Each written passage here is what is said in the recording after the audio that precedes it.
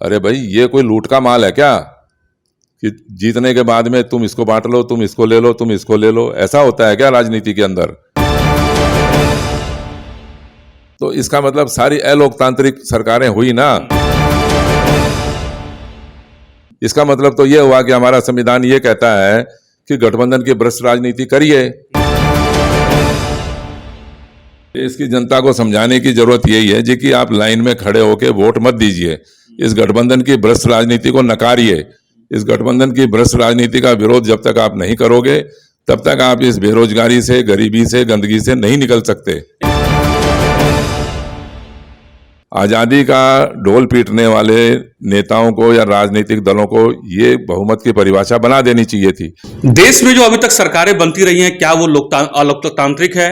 क्या ये सरकार क्या संविधान के हिसाब से नहीं बनती है? चाहे वो जवाहरलाल नेहरू की सरकार बनी हो, चाहे वो प्रधानमंत्री मोदी की सरकार बनी हो, या इससे पहले अटल बिहारी वाजपेयी की सरकार बनी हो, क्या ये एनडीए, यूपीए, क्या जितनी भी सरकारें बनी हो देश में, क्या सभी अलोकतांत्रिक हैं और संविधान के हिसाब से नहीं बनी है? ये एक बड़ा सवाल है जो मैं आपके सामने उठा रहा हूं। और ये सवाल मैं नहीं उठा रहा हूं, बल्कि ये सत्य बहुमत पार्टी उठा रही है। ये कहती है कि जितनी भी सरकारें आजादी के बाद बनी हैं, सभी अलोकतांत्रिक और एक तरीके से संविधान के विरोध में बने, एक तरीके से बने हैं। आखिर इतना बड़ा गंभीर आरोप ये कैसे लगा रहे हैं? ये कहते हैं कि यहां संसद को खरीद लिया जाता है, कभी किसी को हटा दिया जाता है, किसी को बेच दिया जाता है, किसी को खरीद लिया जाता है, और ये क्या संविधान के अनुरूप हो रहा है क्या?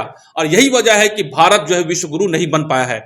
आखिर ये सब बातें कहने का इनका क्या तर्क है? इन तमाम मुद्दों पे हम बात करेंगे। हमारे साथ हैं सत्य बहुमत पार्टी के राष्ट्रीय अध्यक्ष सत्यदेव चौधरी जी है। तो सबसे पहले स्वागत है सत्यदेव जी आपका। जी धन्यवाद। आपने बड़ा गंभीर आरोप लगाया। ये बताइए कि आप कहते हैं कि आजादी के बाद जितनी भी सरकारें बनी हैं वो सब अलोकतांत्रिक है, सब जो है एक तरीके संविधान के विरोध में बने हैं। आप इतना बड़ा आरोप कैसे लगा पा रहे हैं आप? मैं बिल्कुल आरोप नहीं लगा रहा, लेकिन एक तथ्य के ऊपर आधारित मैं ये बात बोलने का प्रयास कर रहा हूं। और ये बात बिल्कुल सच है कि आपके राजनीति के अंदर बहुमत का निर्णय नहीं है, बहुमत की परिभाषा नहीं है। बहुमत अलिखित है। एक परंपरा के आधार के ऊपर बहुमत बनता है। तो परंपरा के ऊपर आधार अगर बहुमत बनता है तो फिर चुनाव क्यों करवाते हो? और जब बहुमत का कोई निर्णय है ही, कोई परिभाषा ही नहीं है, तो फिर तो इसका मतलब सारी अलोकतांत्रिक सरकारें हुई ना। जी। मैं तो आपको अभी भी यही बोल रहा हूं, ये बात मान रहा हूं इस बात को। नहीं तो अभी तक आजादी के बाद हमारा देश 1947 में आजाद हुआ। जो पहले प्रधानमंत्री पंडित नेहरू बने, उसके बाद तमाम इंदिरा गांधी सरकारें बनी, आप तमाम सरकारें बनती रही गई, गठबंधन की सरकारें बनी, परिवर्तन भी हुआ, जेपी आंदोलन भी हुआ है। उसके बाद जो है अटल बिहारी वाजपेयी की सरकार बनी, और अभी जो है प्रधानमंत्री मोदी जो है यहाँ प्रधानमंत्री हैं यहाँ पर। तो क्या ये तमाम सरकारें क्या जो है ये देश जो है संविधान के हिसाब से नहीं चल रहा है क्या? तो नहीं, फिर देखिए, संविधान की मैं नहीं जानता, मैं इतना ऐसा विशेषज्ञ नहीं हूं, लेकिन मुझे आप ये समझाएं कि बहुमत की परिभाषा कहाँ है, बहुमत की परिभाषा क्या है? मेरा सवाल तो बहुमत के ऊपर है। मैं संविधान को या किसी प्रधानमंत्री के ऊपर व्यक्तिगत आरोप लगाने की बात नहीं कर रहा। मैं सिर्फ ये जानना चाहता हूं कि आपके राजनीति के अंदर बहुमत किसको बोलते हैं, आप ये बताइए। कहीं संविधान में लिखा हो तो हमें बता दो। अच्छा, ये बताइए मुझे कि जो सरकार बनती है, जैसे केंद्र में जो है सरकार बनी है, अभी एनडीए की सरकार है, या स्टेट में आप चले जाएं, बिहार चले जाएं तो वहां भी एनडीए की सरकार है, नीतीश कुमार के नेतृत्व में है। आप इवन आप देखिए कि यूपी चले जाएं, किसी भी राज्य में चले जाएं आप यहाँ पे भी। तो क्या ये संविधान क्या कहता है? संविधान के हिसाब से जो सरकारें बनती हैं उसमें जितनी सीटें होती हैं, विधानसभा या लोकसभा की सीटें हैं, उसमें से 50% जो जीत करके आते हैं, जिस उनको समर्थन प्लस एक ज्यादा समर्थन उनको होना चाहिए, चाहे वो अपनी पार्टी का हो या किसी जुगाड़ करके हो, जैसा कि होता है, जिसकी गठबंधन की बात कहते हैं, उनकी सरकार बन जाती है। तो ये एक तरीके से संवैधानिक ही तो प्रक्रिया का पालन हो रहा है। नहीं, संविधान में लिखा हुआ नहीं है ना।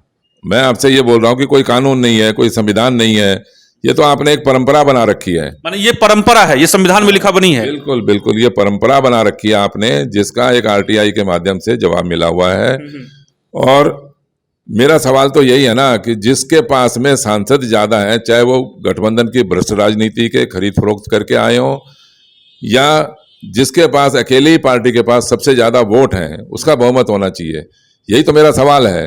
तो क्या इसका मतलब यह है कि देश में अभी देश के सबसे कहा जाता है कि सबसे लोकप्रिय प्रधानमंत्री, सबसे तेजस्वी, ओजस्वी और सबसे ज्यादा बहुमत के साथ प्रधानमंत्री मोदी जी हैं, तो क्या ये अभी एनडीए की सरकार आपके हिसाब से और आपकी जानकारी के हिसाब से ही ये बहुमत के आधार पर प्रधानमंत्री नहीं है फिर? भाई मैं तो यही बोलता हूं कि जहां बहुमत की परिभाषा ही नहीं है, ये तो बाई चांस सांसद भी ज्यादा हो गए। अच्छा, बहुमत की परिभाषा क्या है ये बताइए, बहुमत क्या आपके पास जानकारी? देखिए, बहुमत की परिभाषा हम उसी को बोलते हैं जिसके पास प्रजातंत्र के अंदर वोट ज्यादा हो। बस अगर नहीं है तो हम इसको बना देंगे, इसकी परिभाषा को हम इसको कानूनी रूप दे देंगे। सत्य बहुमत की सरकार सबसे पहले बहुमत का निर्णय लेगी कि बहुमत किसको बोलते हैं। हम अलिखित अपरिभाषित निर्णय इसका बहुमत के परिभाषा को नहीं छोड़ेंगे। अच्छा, आप ये कह रहे हैं संविधान में ये कहीं नहीं लिखा है कि जैसे 545 लोकसभा सीट है, तो आप ये कहते हैं कि संविधान में ये कहीं भी लिखित नहीं है कि 545 का 50% सांसद और उससे एक ज्यादा का मतलब हो गया कि 50% प्लस 1 जो है, ये परिभाषा में कहीं नहीं लिखा हुआ है कि उसको बहुमत मानेंगे, ये आप कह रहे हैं। ये संविधान में जो लिखा गया है, संविधान निर्माता ने ऐसा कहीं कोई वर्णन नहीं किया है। नहीं, अगर मैं तो यही कह रहा हूं कि संविधान के अंदर इस तरीके का कोई वर्णन नहीं है। आपके पास कोई लिखित जानकारी है, कहीं से जानकारी जुटाई है? मैंने तो आपको बताया ना, मैंने आरटीआई लगाई थी, मैं उसकी कॉपी आपको दे दूंगा, वो आप पढ़ लीजिए। और अगर ये आप जिस तरह से बात बोल रहे हैं, मैं मान लो उस बात को सच मान भी लूं, इसका मतलब तो ये हुआ कि हमारा संविधान ये कहता है कि गठबंधन की भ्रष्ट राजनीति करिए। गठबंधन की भ्रष्ट राजनीति के अंदर तोड़ फोड़, भ्रष्ट समझौते, खरीद फरोख्त करिए, तब आपकी सरकार बनेगी। उसके बिना सरकार बन ही नहीं सकती। भाई जब आपके संविधान में या आपकी परिभाषा में ना तो ये लिखा हुआ है कि जिसके पास सबसे ज्यादा सांसद या विधायक होंगे वो सरकार बनाएगा, उसका बहुमत माना जाएगा, ना आप ये कहते हो जी कि जिसके पास सबसे ज्यादा वोट होंगे उसका बहुमत माना जाएगा, तो बहुमत कैसे माना जाएगा ये बताइए ना। इसका मतलब तो ये हुआ कि जब तक आप गठबंधन की भ्रष्ट राजनीति ना कर लो, जब तक आप ऐसे भ्रष्ट समझौते ना कर लो, और जब तक इन सांसदों या विधायकों की खरीद फरोख्त ना कर लो, तोड़ फोड़ ना कर लो, तब तक आपका बहुमत बनेगा ही नहीं। देखिए, एक बात जो इस बात को मानना पड़ेगा कि सत्य बहुमत पार्टी के राष्ट्रीय अध्यक्ष हैं सत्यदेव चौधरी जी हैं, और ये लंबे समय से जो देश की जो राजनीति है उनको उनके पूरे गहन एक तरीके से इन पे चर्चा करने के बाद इनका ये मानना है कि संविधान में कहीं नहीं लिखा हुआ है कि सबसे ज्यादा जिनको सांसद होंगे केंद्र में सरकार उनकी बनेगी। कहीं भी ये भी परिभाषित नहीं है कि सबसे ज्यादा वोट, चाहे वो किसी भी पार्टी के सांसद जीते हों चाहे हारे हों, उनकी सरकार बनेगी।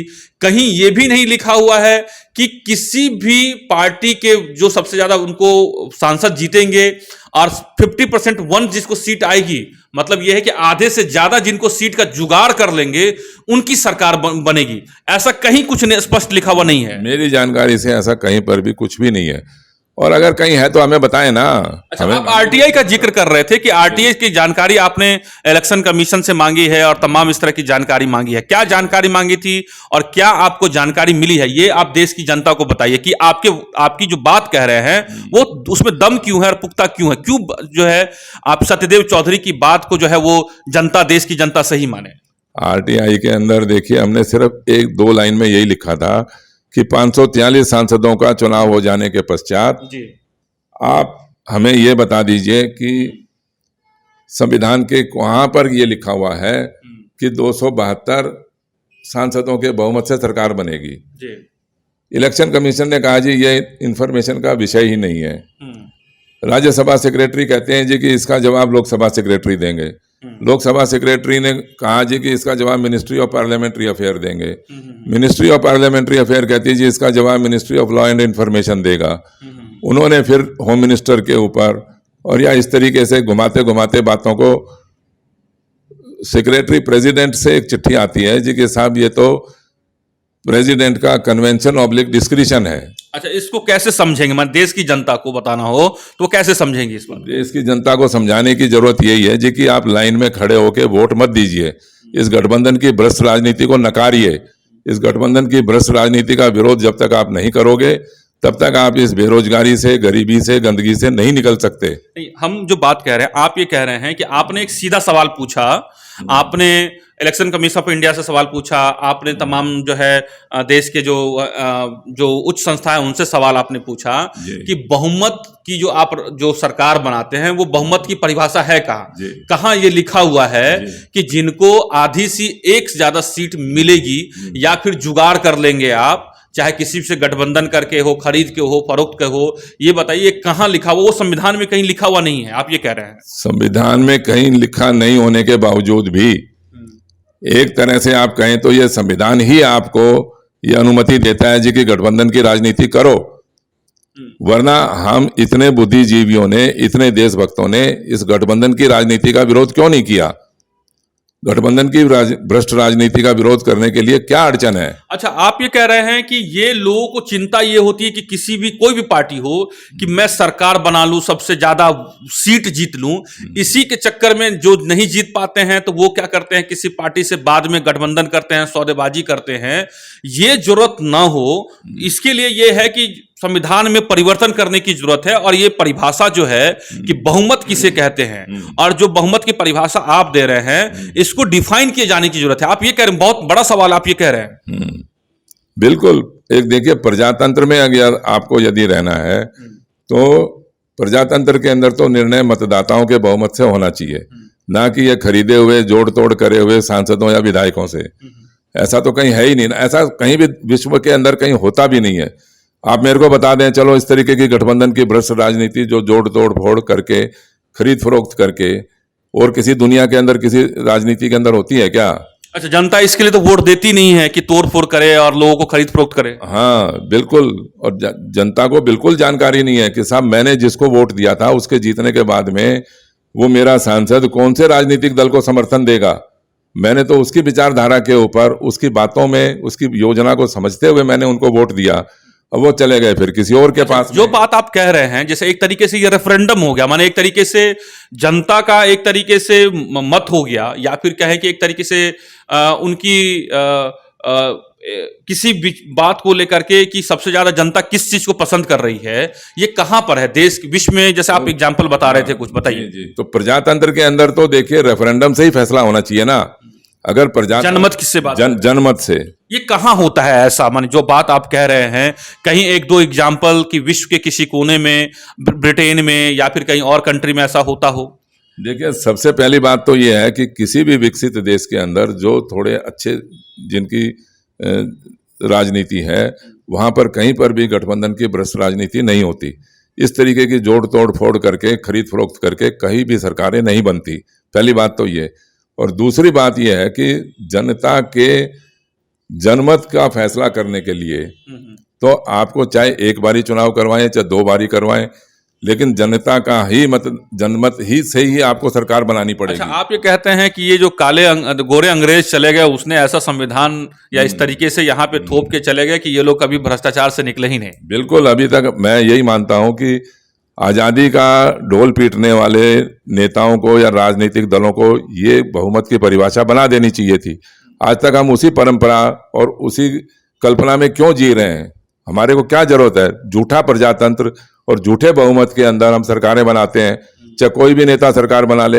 ये तो झूठा प्रजातंत्र हुआ और झूठा ही बहुमत हुआ। ये तो सत्य बहुमत पार्टी, आपको बताऊं कि राष्ट्रीय स्तर पे अपने विचारों का प्रसार कर रही है, और इनका ये कहना है कि ये जो गठबंधन जो देश में होती है, यही वजह है कि राज्यों में भ्रष्टाचार होता है, देश में भ्रष्टाचार होता है, क्योंकि जिसकी सरकार बनेगी, और ये कहीं पे भी लिखित परिभाषा नहीं है कि जिनको 50% माने आधे से ज्यादा एक सीट भी मिल जाएगी उनकी सरकार बन जाएगी, इनका ये कहना है। और ये कहीं भी संविधान में लिखा हुआ नहीं है, चाहे बाबा साहब अंबेडकर हों जिन्होंने संविधान के निर्माता माने जाते हैं, कहीं भी ये स्पष्ट परिभाषा नहीं है कि किनको सरकार बननी चाहिए। एक तरीके से लोगों ने मान लिया है, परंपरा बन गई है, और उसी को अभी तक अनुसरण हो रहा है, जिसमें ये बदलाव की बात कह रहे हैं। एक बड़ी एक तरीके से क्रांति की बात ये कह रहे हैं। अच्छा, ये बताइए कि सत्य बहुमत पार्टी क्या कहती है कि कैसे सरकार बनेगी? फिर जिसको सबसे ज्यादा वोट मिलेंगे उसका बहुमत मानेंगे। जिस राजनीतिक दल को, जैसे एक सांसद को सबसे ज्यादा वोट मिला वो जीत गए, उसी प्रकार एक राजनीतिक दल को चाहे उसके सांसद हार गए या जीत गए, हम हारने वालों के भी वोट गिनेंगे और जीतने वालों के भी वोट गिनेंगे। चाहे एक सांसद 1 वोट से जीता या एक सांसद 1 लाख वोटों से जीता, या किसी हारने वाले सांसद को मान लो 10,000, 50,000, 20,000, 1,00,000 वोट मिले, तो हम सबके टोटल वोट गिनेंगे। टोटल वोट गिनने के बाद अगर एक राजनीतिक दल के सबसे ज्यादा राजनीतिक दल और राजनीतिक दलों की तुलना में सबसे अधिक वोट हैं, तो हम उसका बहुमत मान के उसको सरकार बनाने का अधिकार देंगे। मतलब ये है कि प्रधानमंत्री या मुख्यमंत्री वो बनेगा किसी राज्य में, और देश में प्रधानमंत्री वो बनेगा सांसद के जीतने के आंकड़े के आधार पे नहीं, बल्कि देश में मान लीजिए 130 करोड़ की आबादी है, तो 130 करोड़ की आबादी में सबसे ज्यादा वोट किसको मिले हैं उनका प्रधानमंत्री बनेगा, और राज्य में सबसे ज्यादा किनको, किस पार्टी को वोट मिले हैं उनको जो है वो उनके सीएम बनेंगे। आप ये कह रहे हैं? बिल्कुल बिल्कुल यही कहते हैं। और आप देखिए, जब गठबंधन की भ्रष्ट राजनीति नहीं होगी तो आप अधिक से अधिक क्षेत्रों के अंदर एक कोई भी राजनीतिक दल चुनाव लड़ने का प्रयास करेगा। आज के दिन तो हालत ये है कि 100 सीटें आपने बांट ली, 50 सीट उसको दे दी, 10 सीट इसको ले ली, 5 सीट इसको दे दी। अरे भाई, ये कोई लूट का माल है क्या? जीतने के बाद में तुम इसको बांट लो, तुम इसको ले लो, तुम इसको ले लो, ऐसा होता है क्या राजनीति के अंदर? एक प्रजातंत्र के अंदर ऐसा होना चाहिए। प्रजातंत्र तो ये होता है ना कि भाई आप ज्यादा से ज्यादा सीटों पे चुनाव लड़े। कौन मना कर रहा है आपको? आपको 10,000 वोट भी मिलेंगे तो 10,000 वोट आपके अकाउंट में आएंगे। हो सकता है आपके वोट ज्यादा हो जाए, आपको सरकार बनाने का अधिकार मिलेगा। चलिए, तो एक बहुत बड़ी क्रांतिकारी बात हो रही है। अगर ये देश में वाकई में अगर ये ऐसा हो जाता है कि जैसा कि सत्य बहुमत पार्टी के राष्ट्रीय अध्यक्ष सत्यदेव चौधरी जी जो कह रहे हैं, अगर ये ऐसा हो जाता है, और वाकई में ऐसा लग रहा है कि जो बात ये कह रहे हैं कि ये दावा कर रहे हैं कि ऐसा होना ही है, क्योंकि ये जिन्होंने जिस मुहिम की शुरुआत की है, ये कह रहे हैं कि संविधान में ये साफ साफ ये पहले डिफाइन किया जाना चाहिए कि सरकार का बहुमत की क्या परिभाषा, पहले उसको डिफाइन किया जाना चाहिए, जो अभी तक ये डिफाइन नहीं है, जिसकी परिभाषा नहीं है। इससे ये होगा कि जो गठबंधन होते हैं या विधायकों की, सांसदों की खरीद फरोख्त होती है, ये नहीं होगी, और चुनाव जीतने के बाद जो एक तरीके से खेल होता है वो नहीं होगा। जाहिर सी बात है, या फिर एक तय हो जाए कि सरकार कैसे बनेगी, जिसमें ये कह रहे हैं कि 130 करोड़ 135 करोड़ की आबादी देश की है, उसमें सबसे ज्यादा वोट जिस पार्टी को मिलेगा, प्रधानमंत्री उनका बनेगा, मुख्यमंत्री उनका बनेगा, चाहे उनकी पार्टी के विधायक या सांसद ज्यादा हो या कम हो, इससे कोई फर्क नहीं पड़ता है। अपने आप ये जब खेल नहीं होगा तो जाहिर सी बात है लोग जनता का ज्यादा भला करेंगे, उनके हित की योजना लाएंगे, और जनता उनको ज्यादा वोट देगी उस पार्टी को, और उनकी सरकार बन जाएगी। यही बात जो है सत्य बहुमत पार्टी के राष्ट्रीय अध्यक्ष जो है सत्यदेव चौधरी जी समझाने की, और ये मुहिम जो है देश में उन्होंने छेड़ा हुआ है। आप जनता को तय करना है कि जो इनकी बात को वो किस तरीके से लेते हैं, जनता को सोचना है, समझना है, तभी उनका बदलाव और विकास और जो जितने मुद्दे हैं जो आजादी के 70 साल के बावजूद भी, जिसमें भ्रष्टाचार, महंगाई, बेरोजगारी मुद्दे हैं जो आज भी जीवंत हैं, इनसे छुटकारा पा सकता है। आपको यह हमारा कार्यक्रम कैसा लगा, सत्यदेव चौधरी जी से मुलाकात कैसे लगी, जरूर लिखिएगा, और आप इनके दिए गए जो इनके सोशल मीडिया पे इनका नंबर है उनसे आप संपर्क भी कर सकते हैं। बाकी में आप द इंडिया प्लस न्यूज का यह कार्यक्रम आपको कैसा लगा हमें जरूर लिखिएगा। हम आपके ऐसे अलग अलग लोगों से जो राजनीति को बदलना चाहते हैं, देश में कुछ विकास करना चाहते हैं, देश में विकास की जो है नई बयार बनाना चाहते हैं, हम उनसे मुलाकात कराते रहेंगे। आप सभी देख रहे हैं द इंडिया प्लस न्यूज, और मैं हूं पंकज हरिकुमार। हम आपसे विदा लेने का वक्त आ गया है। नमस्कार।